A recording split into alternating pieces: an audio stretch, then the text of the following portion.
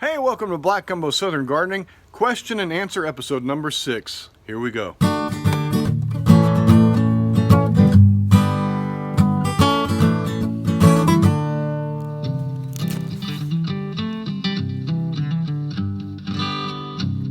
Okay, so you've given me questions when I asked for questions in the community tab, and you've left me a lot of questions down in the comment section of the various videos.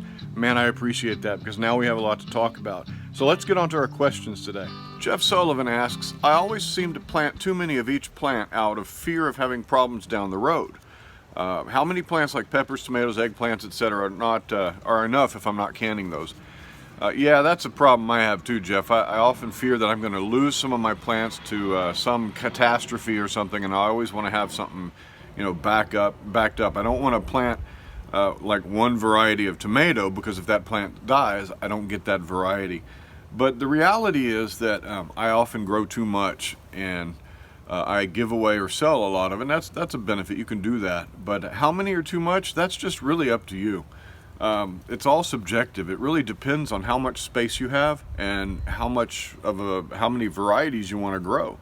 We have to be realistic in what we, as gardeners, sow and plant, and we really go crazy when it comes to seed buying time. We buy tons of seed and we hoard seeds, and we've got all these great and grand plans, and we're often really ambitious when we plant our garden and we draw out our little garden plots and we plug in all the different things we want, and then we go out and plant. We find it doesn't really work. It doesn't fit.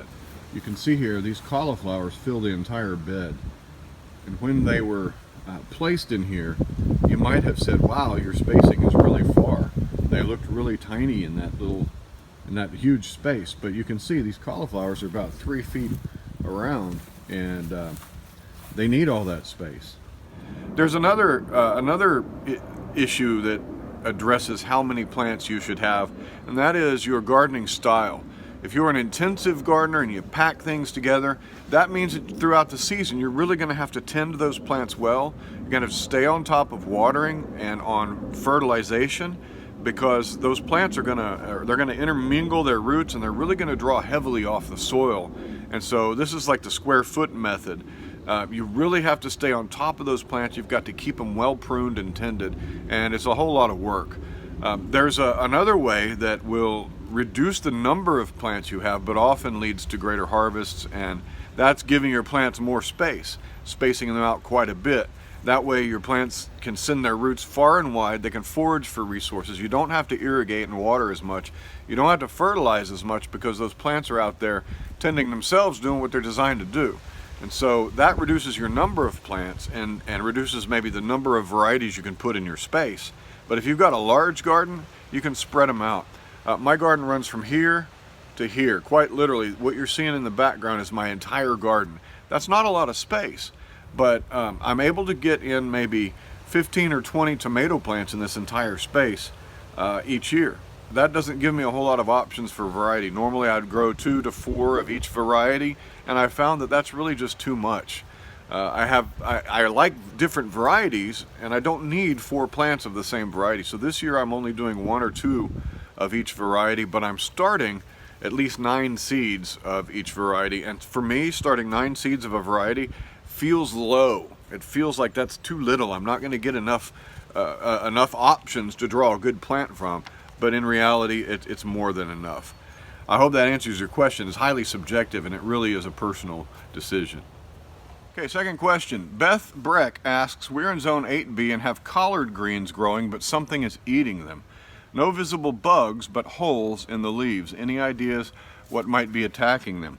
Yes, most likely it's the same thing that's attacking my greens. This is a cabbage, and you can see there are holes in the leaves, but I almost never see bugs in my cabbage. But if I dig around in my cabbage patch, what I'll find is this is snail damage or slug damage, oftentimes both. I will find all kinds of snails and slugs in cabbage because they really love greens. So there is a snail pellet you can use. It's a natural substance. It's organic, and you just sprinkle that around in your garden, and the snails will eat that and it'll die. And it's good stuff for your garden. Real easy to get rid of snails and slugs, or at least limit their numbers. The thing about snails and slugs you'll find on greens, and you're growing collards and I'm growing cabbage, They often lay a lot of leaves down on the ground flat like that, and you'll notice that most of your damage, if it's mollusk damage, is going to be on the lower leaves and the outer leaves, but they're not going to really get onto the internal portions of the plant unless you've just got a really bad infestation. If the holes are really inside and deep inside your plant, especially with brassicas, then you've probably got some kind of a worm or caterpillar in there that's boring holes, and you'll be able to find that. And unfortunately, sadly, you sometimes find it when you're cutting up your food to eat it. But yeah, this is slug damage. I also noticed on the back side there's a little patch of eggs, and I don't know what those eggs are right there, but certainly some kind of bug has laid its eggs there. So you always want to check your food before you eat it, and we're going to eliminate this threat. Let me show you my cabbage. Right here you can see that most of the damage is down on these lower leaves, some up in here, but there's not too much damage inside the cabbage. There's a little bit, but not too much, especially if you open this head and you cut into it. There's not going to be much damage inside there from slugs. But one thing you can do to help mitigate the damage is these leaves that lay on the ground. This is a dinner bell to slugs and snails, and you should remove all these. They're done. They've done their job. And yeah, you should remove all the things that are lowest to the ground that are dying off, and that'll help to reduce the population a little bit. So yeah, here we go. Let's see here. There's a tiny little snail right there. Tiny little guy. But he's munching on my cabbage. Here's another example. This cabbage is almost ready to harvest, actually. But you can see down here, these holes look a little bit different. But if I snap this off, let's see if we can find a pest down here. I don't see any pests, but you can see that the holes on this cabbage look a little bit different. But that's still slug and snail damage. And it's almost always going to be on your lower leaves that touch the ground and on the perimeters, like that right there, because it's on the ground. And I've got all this wood mulch down here. That's ideal population for guys like that who like to munch on your garden. So that's one of our culprits right there. Tiny little common garden snail. And so into the compost pile goes all of our damaged stuff. All right, third question. I Am Bible Fellowship asks, do you know if sawdust can be used for mixing in the soil? I saw it's sawdust from the use of a chainsaw, so that's that more coarser stuff. It's not so fine as sawdust from a circular saw. And this question was asked in the thread on my citrus planting video, in which I was talking about developing a well-drained soil and mixing in different things to cause your soil to be well-draining. I would say no, I would not use sawdust, even the stuff that is really coarse. And the reason for that is you're putting raw wood into your soil, and wood is of such a nature that as it breaks down, it really binds up resources in your soil. Any kind of wood, things like this is wood chip mulch, it's hardwood mulch. I would put this on top of my soil, but I would never mix this into my soil. And any kind of wood, like wood shavings from pet cages, sawdusts, fine sawdust, you would think that fine sawdust might break down quicker because it's finer, but it still binds up resources, especially nitrogen that your plants need. So any kind of wood product, like the heartwood of a tree, should not be mixed into soil. However, pine bark, tree bark, especially pine bark, is actually safe to mix into your soil. In fact, some people use pine bark solely ground up solely as a growing medium. I'm not entirely sure the difference between the bark and the heartwood of a tree, but there is a difference, and it's a significant difference. You can use pine bark mixed into your soil to give a well-draining, coarse lightness to your soil, but never use any kind of hardwood, never use any kind of heartwood. And don't use anything cedar, bark or not. Cedar has things in it that actually suppress growth. When you put a mulch on top of your soil, this is about a 2.5-inch depth layer of pine bark mulch.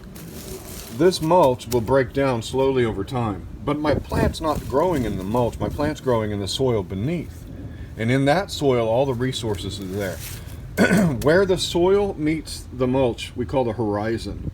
And at that point, along here, where this soil and this mulch meet, there will be resources bound up by the bacteria working on this wood product. That's true. but it's only right here.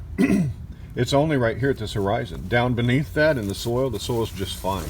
So you can always use wood mulch, you can use bark mulch, you can use any kind of mulch. You can put any kind of thing on top of your soil or at the bottom of your soil or in a layer in your soil if you wanted to for whatever crazy reason, but as long as it's not mixed up. Your soil needs to be soil and not be filled with all kinds of products that are going to rob your soil of nitrogen. That right there is great mulch. You put that in your soil, you're going to have unhealthy plants. Okay, fourth question. Big Lou, 44. He says, where did you get that metal dog tag for the second tree? He's talking about the little metal tags I use for my tree. Well, I happen to have some here. These are called embosso tags, and they're generally made, originally made for the pipeline industry, but you can use them on just about anything.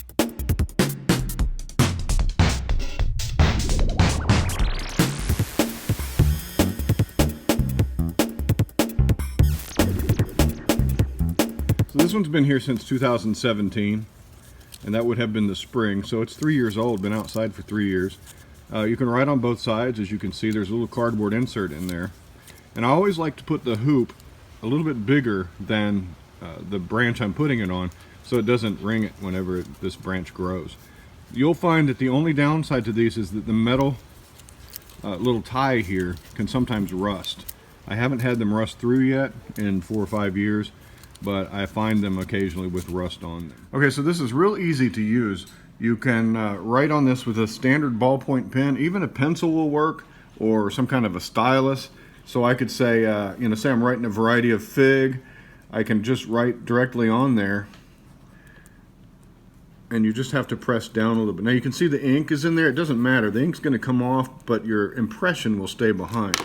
I can even use a pencil if I need to. And you can see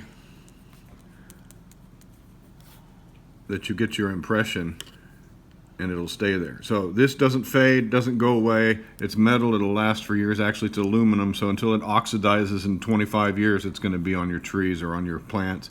And you just take the little wires they supply you with and wrap them around your plants and leave some space so you don't ring the plants. Yeah, this is a really good choice if you got multi-season plants that you need to label.